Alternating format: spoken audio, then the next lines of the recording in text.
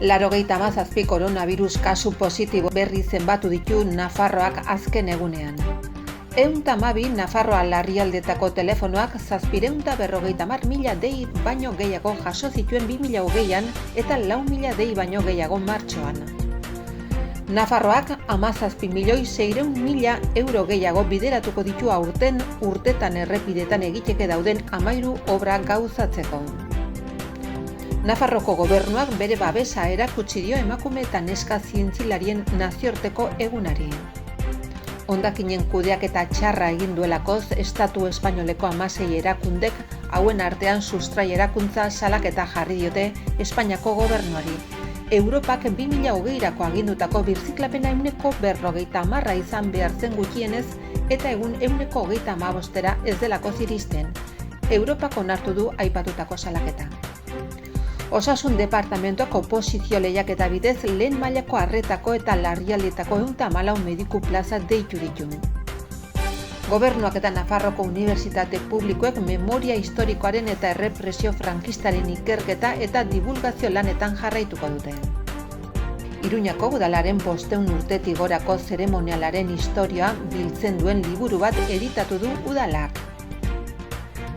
Nafarroko Gazteriaren Institutuak Rural Kutxarekin eta Imaginekin 87.880 kide dituen gazte txartela programaren hitzarmena berritu du. 11 urteko haur transexual bati eraso fisikoa egin zioten 4 adingabek otsailaren 7an Iruñerriko parke batean. Piriniotar arrazako behien argazki lehiaketaren 5. edizioa antolatu du Baztango udalak. Iruñako udalak infinituraino eta haratago onlineko mahai ingurua eskainiko du zientziako emakumetan esken nazioarteko egunaren karietara.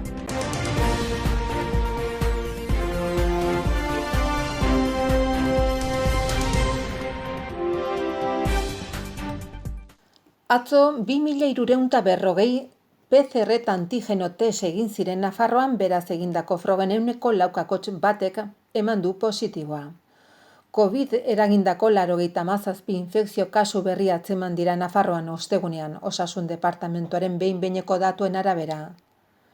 Otsailaren 12an, Burlatan izan da positibo berrien zerrendaren buruz 8 kutsatuekin, ondoren Ansoain, Seirekin, Txantrea, Bos, Elizondo, Sarriguren, Azpilagaina eta Barainain 4 kasurekin, Berriozar, Etxarriaranaz, Noain, Sanduzelai, Iruñako Aldezarra, Bigarren Zabalgunea, Iturrama eta Donibane 3 kasurekin.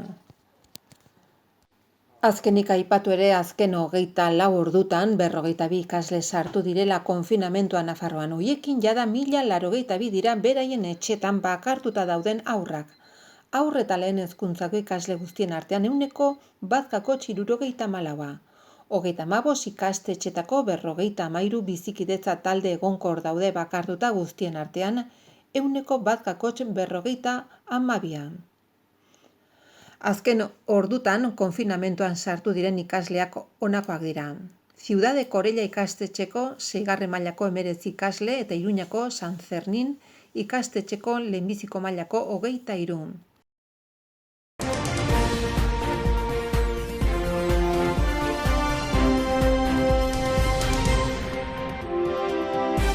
Hoy, como bien se ha dicho en la presentación de este acto, es el Día Europeo del 112. 112 SOS Nafarroa larrialdietako telefonoak 750.000 dei baino gehiago jaso zituen 2020an. Egunean batez beste 2.000 dei baino gehiago.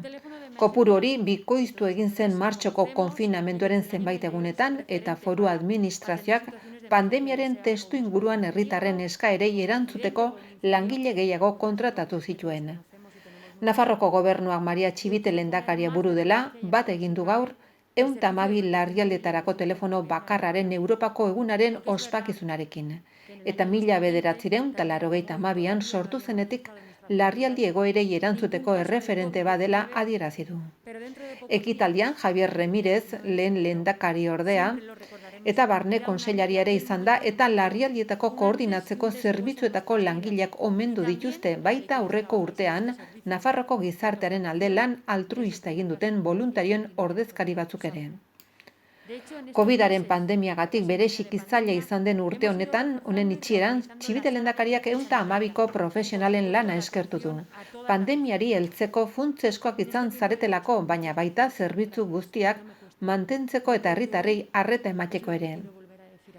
Ildo horretan, larrialdietako eta babes zibileko langileak administrazio gisa kudeatu behar dugun lan eskerga honetan punta-puntakoak direla esan du eta euren implikazio personala nabarmendu du. Izan ere, larrialdi egoera hoien aurrean egoteak dei eta esku hartze bakoitzaren atzean dagoen giza istorioen eragin emozionala eta personalari aurre egitea dakar. Aintzatespenean lehendakariak 112rekin lankidetzan ari diren 200 persona baino gehiagoko voluntario sare garrantzitsua aipatu nahi izan du. Modu diskretuan baina etengabe eta ausardiaz dauden persona dira eta urten pandemiaren ondorioz are garrantzitsuagoak izan dira. Pandemiaren une kritikoetan funtseskoak izan dira bere lana elikagaia, maskarak, ikastetxetarako materiala eta desinfekzio lanak banatuz. Giza kalitatea eta elkartasuna erakutsi dute bestei lagunduz aitortu du presidenteak.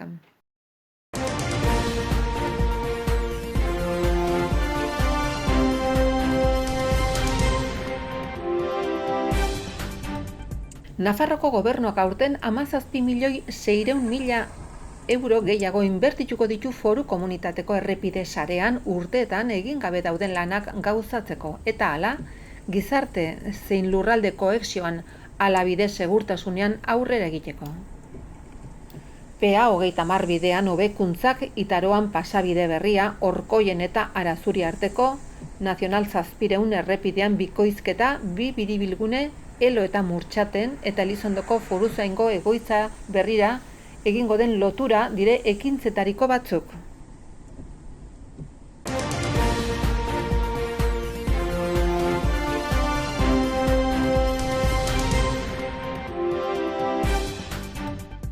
Juan Cruz Zigudosa Unibertsitateko berrikuntzako eta eraldaketa digitaleko kontseilariak atzo goizean Nafarroko Industria Elkarteak Iruñako Esklabas del Sagrado Corazón ikastetxean emakume eta neska zientzilarien nazioarteko egunaren karietara antolatutako hitzaldi zikloari amaiera eman dio.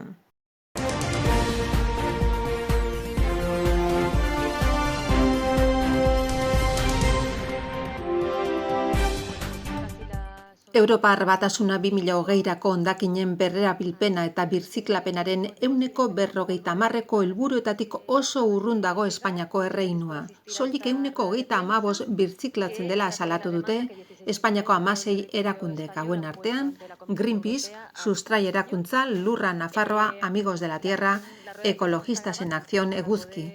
Hori dela eta Europako batzordearen aintzinean Espainiako gobernua salatu dute. Atzo bertan batzordeak onartu zuen salaketa eta tramitazioarekin hasiko dira.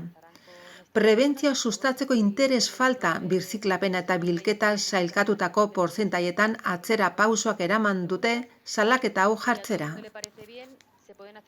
2018ko hondakin bilketaren datuak okerrera egin dutela adierazi dute. Gaur egunean eta Espainiak ez du indarrean jarri Europak agindutako politikak. 2020rako 40% izan behar zena ez da 25%ra iristen. Espainiako hondakinen kudeaketa oso eskasa da, ez da batere eraginkorra.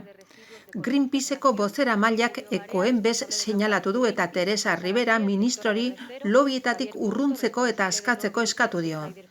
Ez betetzearen eredu gisa, ontzi horiaren kasua adierazi du Julio Barea Greenpeaceko bozeramaileak. Ontzi horietan biltzen den zagorraren berrerabilpenaren datuak gezurtatzen ditu Ecoembesek eta hori egiten ari da azken 20 urte hauetan. Zorrotz agertu dira Ecoembesekin eta ja nor duen ardura komunitate autonomoak edo gobernu zentralak oso garbi erantzun dute. Europaren aintzinean Espainiako gobernua dela erantzunle bakarra.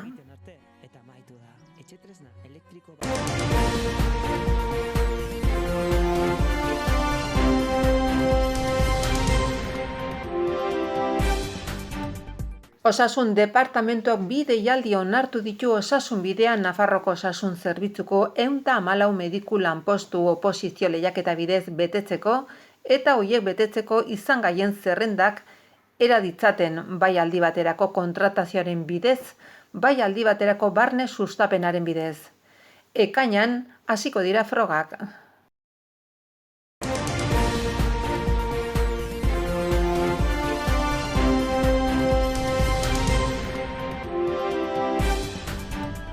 Nafarroko Gobernuko herritarrekiko harremanetarako departamentuak eta Nafarroko Unibertsitate Publikoak lankidetza hitzarmena berritu dute 2021 urterako.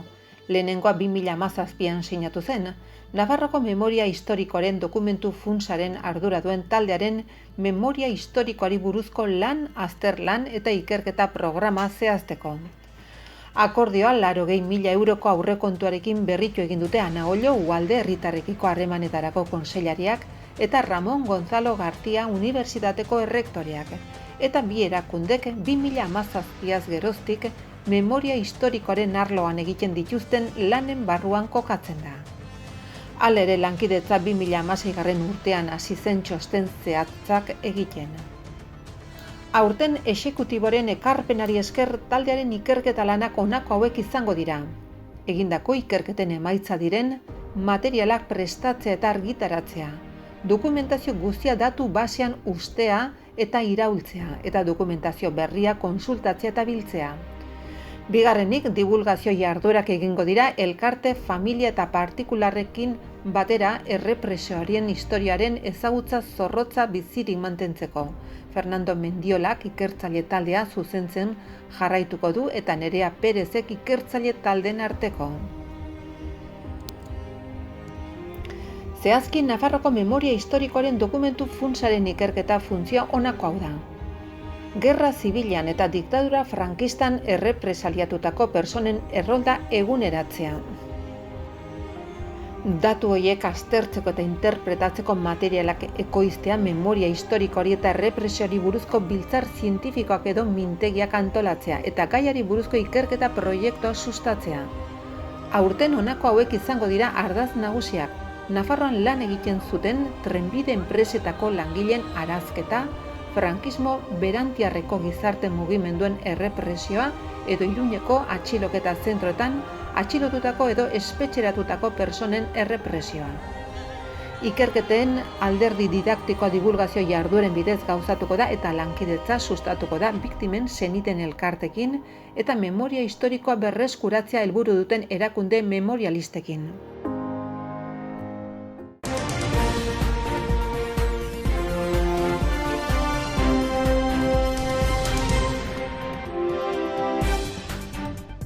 Iruñeko udalak zientzia divulgazioko argitalpen bat editatu du. Pamplona Urb Regia, el ceremonial del Ayuntamiento de Pamplona desde el siglo XVI hasta nuestros días izenburupean, zeinak Iruñeko udalaren azken 5 mendeetako arte, festa eta zeremonialaren azterketa bat aurkezten baitu. Lanak simbologia horrek herritarrei begira hiriaren irudia eta nortasuna eraikitzeko eta hedatzeko aspalditik izan duen garrantzia islatzen du. Argitalpenak beste helburu bat ere betetzen du hiriaren ondare inmateriala babestu eta zabaltzea. Kasu honetan gainera, udala bera da kultura adierazpen horien protagonista eta bermatzailea.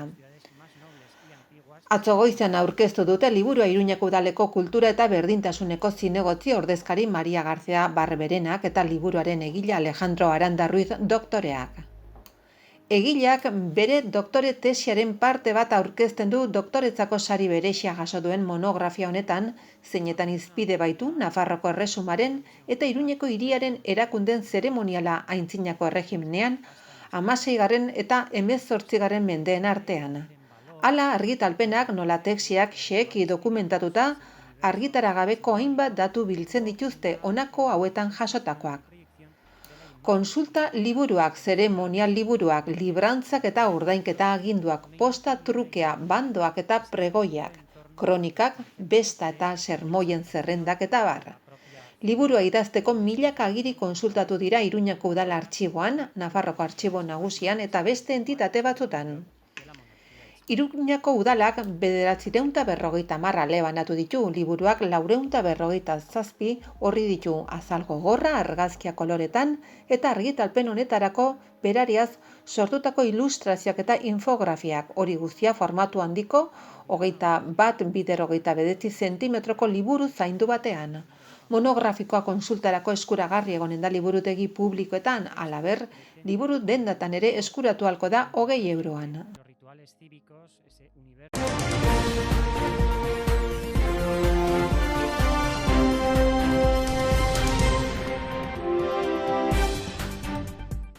Nafarroko Gazteriaren Institutuak Nafarroko Rural Kutxarekin eta Imaginekin CaixaBankek sustatutako plataforma duen lankidetza hitzarmena berritu du ostegun honetan. Foru komunitatean 87.880 kide dituen 2021eko gazte txartela programarako. Finantza erakunde bakoitzak 83.255 euro jarriko ditu programa garatzeko eta Gazteriaren Nafarroko Institutuak programa kudeatzeaz arduratzen dena berriz 50.000 euro. Ikasturte honetarako 216.480 euroko aurrekontuarekin gazte txartelak besteak beste deskontuak eta prezio bereziak eskainiko ditu jardueretan. Kontzertuetarako, sarreretan, antzokietan eta zinemetan. Eta establezimendu laguntzaileen abantaila berriak bultzatuko ditu guztia 14 eta 30 urte bitarteko gazte titularrei zuzenduta. Sinatu den hitzarmenean Carlos Amatrain Nafarroko Gazteriaren Institutuko zuzendari gerentea, Ricardo Goñi Nafarroko Landakutxako erakundetako arduraduna izan dira, Imaginen aldetik Pablo Andoño Nafarroko CaixaBankeko banka retaileko zuzendari komertziala izan da.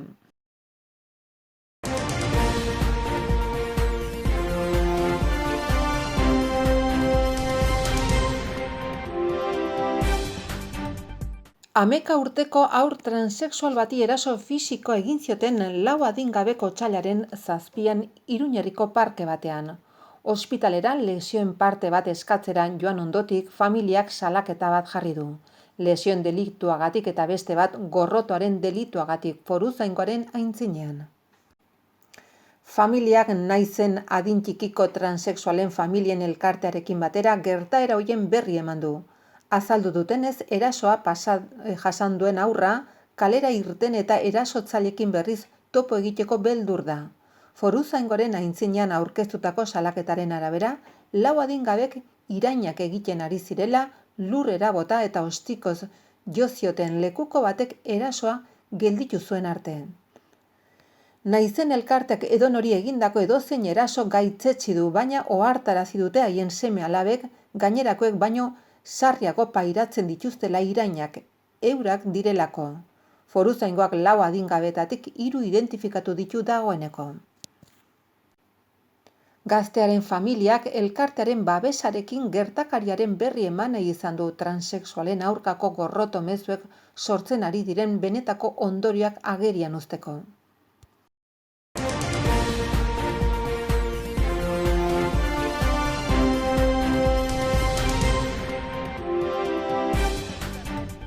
Piriniotar behi arraza eta bere haragi 100 autoktonoa gaiarekin Lemapean argazki lehiaketa antolatu dute 5. urtez Baztango udalak eta Aspina eta Konaspi erakundeek.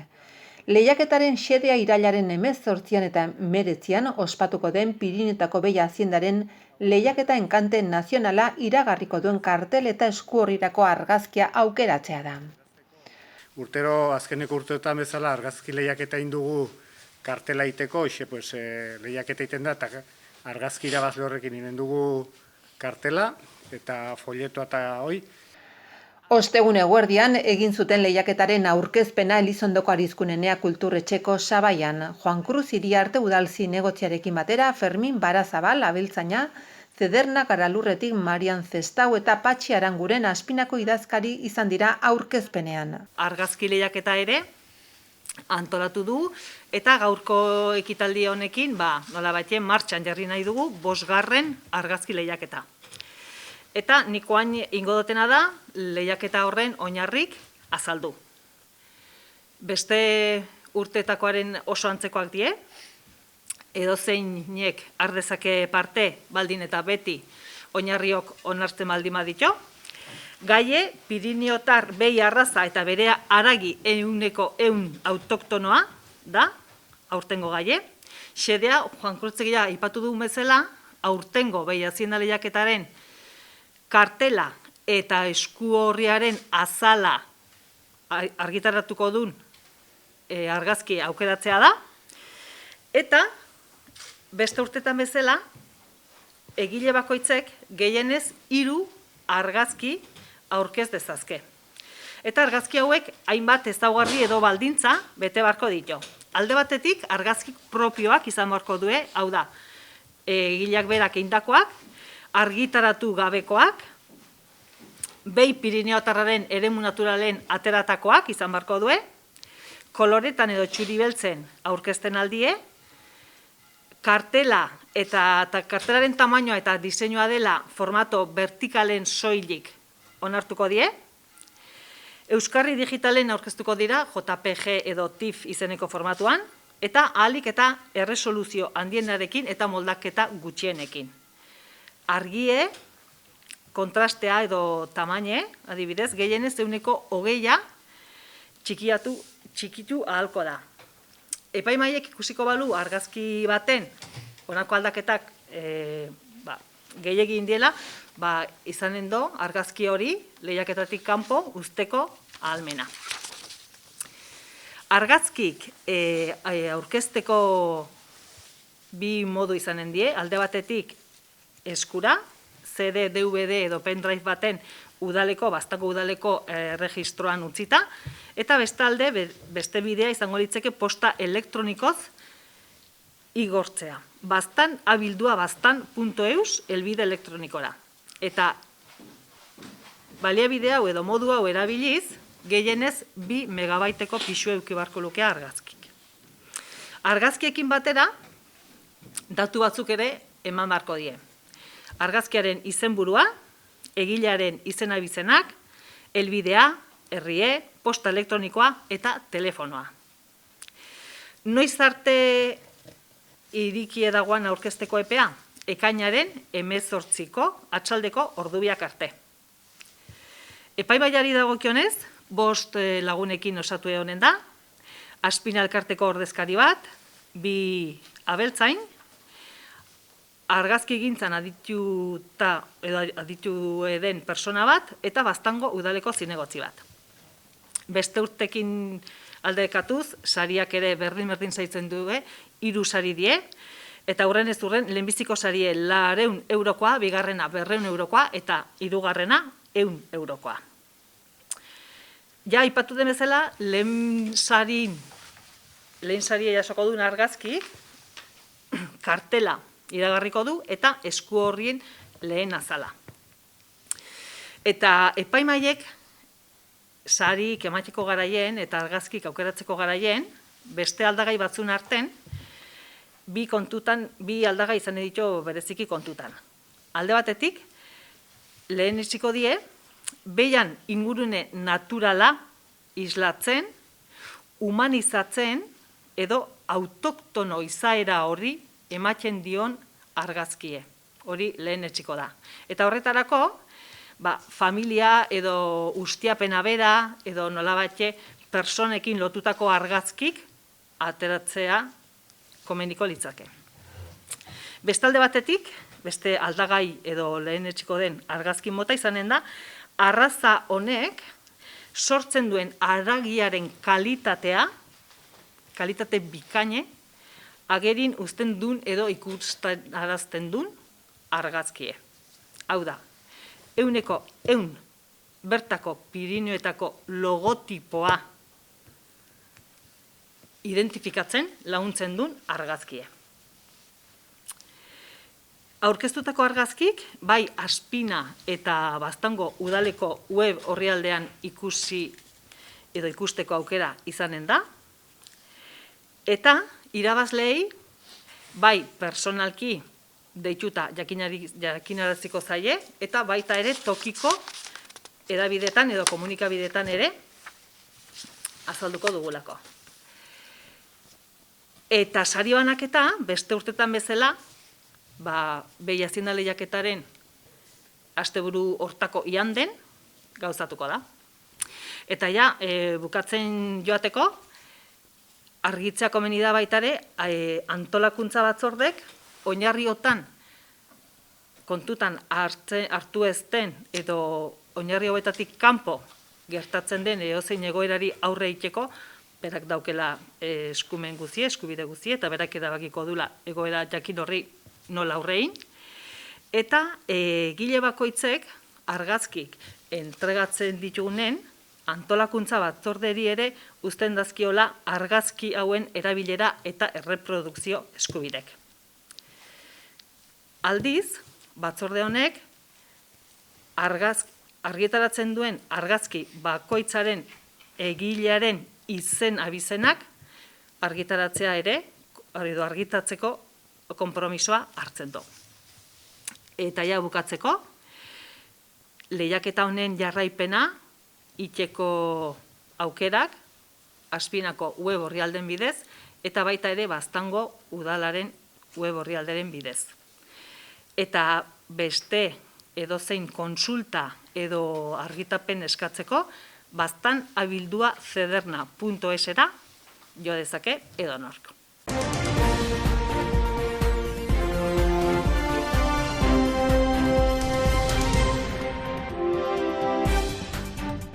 Iruñeko udalak otsailak 11an zientziako emakume eta nesken egunaren karietara infinituraino eta haratago izeneko mahai ingurua eskaini du online informazioaren eta komunikazioaren teknologiek berdintasunaren aldeko lanean eskaintzen dituzten aukeren inguruko gogoeta bat.